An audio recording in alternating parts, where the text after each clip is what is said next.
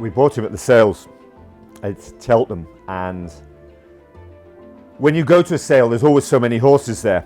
Tiger Roll went through the same sale ring, and but I remember I wanted another horse, and the owners, Belinda McClun and Debs Thompson, they wanted this horse, and I drove back up the motorway and I said to Luce, we've paid too much money, we've made a mistake again, you know, we've paid too much money for that horse.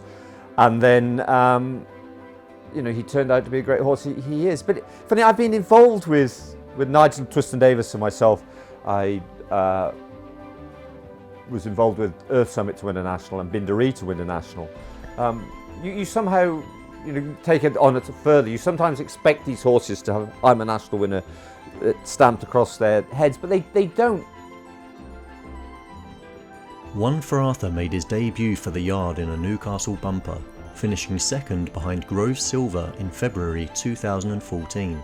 He was then placed in novice hurdles at Kelso over 2¼ and 2¾ miles, before finishing third of 7 at Hexham over 2½ miles. Then we ended up at Hexham in a novice hurdle, could have been his first run at Hexham, and Luce had huge faith in the horse. And he finished third. And you know, you get down when things aren't, you know, everything I expect to win, and maybe we were having a bad run at the time. And anyway, he finished third. And I said to Luce, if that's the horse we've got, we may as well give up now.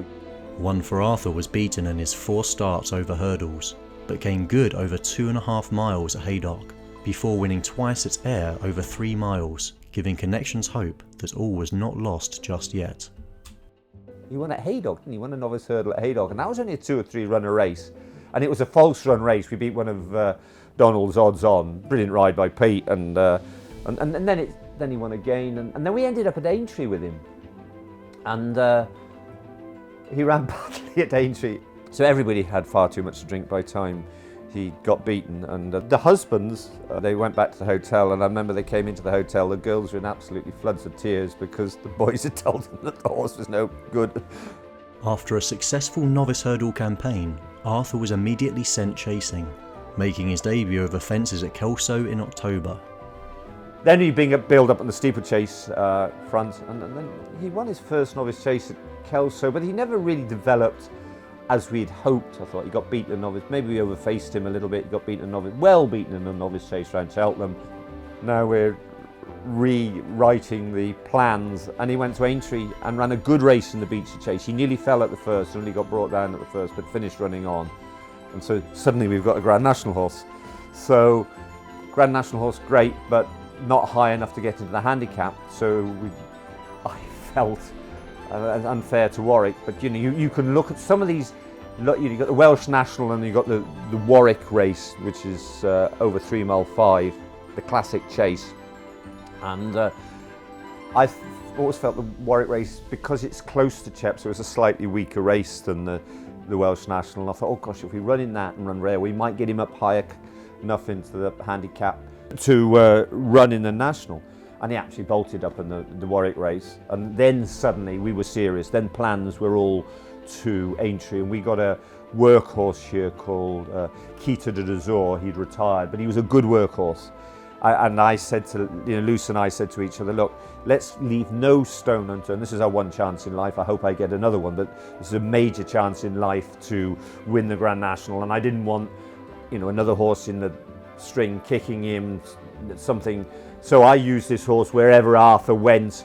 He followed Keita d'Azur, so nothing could kick him. He worked with him, and he had a camera in his box that Luce used to watch to make sure he wouldn't cut. You know, everything about it. So we did as professionally as we could. And then as we, you know, I remember getting there, and he's pretty close to being favourite. And we organised press mornings and stuff because it was a professional way of doing it, and you know, it was our duty to the Grand National sponsors and stuff. And so we had all pressing, and I remember the press saying to me, do you think he win? And I said, well, I can't say him win, but I do know that this horse, watching him work with Quito d'Azur, at one stage Quito d'Azur was in front of him, and then gradually I watched Arthur working better and better and beginning to beat Quito d'Azur. So I'd had a level, I knew where he was with him, and could say that he was in the best form of his life when he went to Aintree, and then the rest is history. One for Arthur went to Aintree as one of the world's leading fancies for that year's Grand National, starting 14-1 fifth favourite for the world's most famous steeplechase. The drying ground, however, made connections ponder pulling the 8-year-old from the 4 1/4 mile contest at the last minute.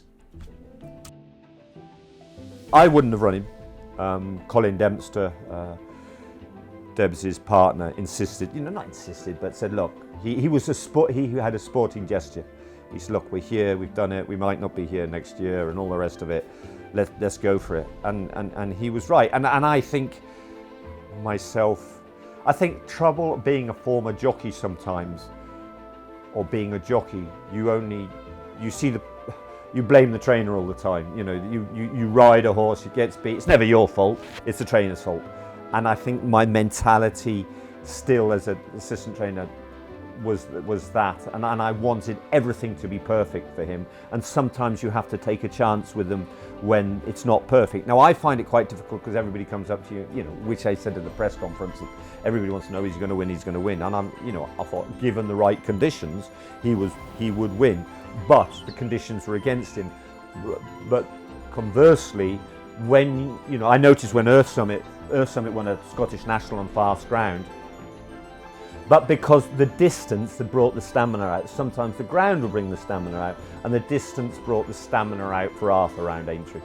And I do think sometimes in a way, you do feel, look, we're third division here because Ireland's Premiership, isn't it? Even the Southern trainers have not been able to compete with Ireland, and we cannot compete all the time with the Southern brigades. We've had festival winners, we've had Grand National winners, but we can't do it all the time because we haven't got the backing. But therefore, you had a feeling of a small person, doing it, and sort of that gave a bigger satisfaction. Especially, Gordon was second with Cause of Causes, so I do remember coming off the stand, and you've got to be so you get so arrogant and stupid. I coming off the stand, and I met poor Miss J.P. McManus's son, Kieran, and I said to him, "Oh, we won the Grand National, we won the Grand National." He said, "I know, we were second." So I'm very surprised he ever sent us a horse again.